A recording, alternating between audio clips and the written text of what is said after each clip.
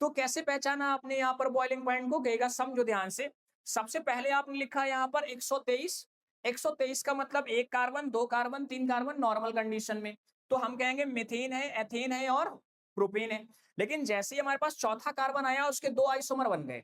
लेकिन जब उसके 2 आइसोमर बने तो पहले वाले को लिखा 2 मिथाइल प्रोपेन, दूसरे वाले को लिखा सिर्फ क्या? ब्यूटेन। लेकिन अगर ऐसा है तो 2 मिथाइल प्रोपेन मतलब लटकी हुई चेन है, इसका मतलब ये क्या है? आइसो। और अगर हमने आपसे कहा ये नॉर्मल है तो ये क्या है? नॉर्मल आ गया। लेकिन यहाँ पर मॉलिक्यूलर मास सेम होने की वजह से यहाँ सरफेस एरिया से आंसर निकला। और सरफेस एरिया किसका ज्यादा होता है? सरफेस एरिया किसका ज्यादा होता है? नॉर्मल वाले का। इसका मतलब इसी वजह से इसका बॉइलिंग पॉइंट क्या हो गया? ज्यादा। लेकिन अगर हम यहाँ आ गए तो हमने यहाँ क्या किया? कहेगा सबसे पहले 5 कार्बन के बारे में सोचा। लेकिन जब 5 कार्बन के बारे में सोचा तो यहाँ क्या लिखा? 2,2 डाइमिथाइल क्या है?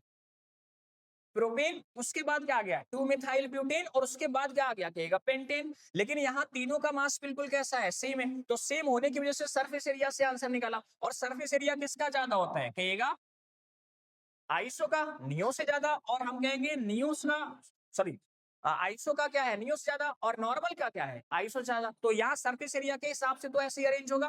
फिर उसके बाद आपने लिखा 6, 7, 8, 9, 10 और यहाँ पर क्या कर दिया? उसके बाद सीधा लिख दिया 20। और अगर ऐसा हो गया तो हमारे पास बॉइलिंग पॉइंट का यहाँ पर ऑर्डर आ गया। आपको मैक्सिमम वाला भी मिल गया और यहाँ पर मिनिमम वाला भी आ गया, क्योंकि हमें ऐसे चलना है। तो देखो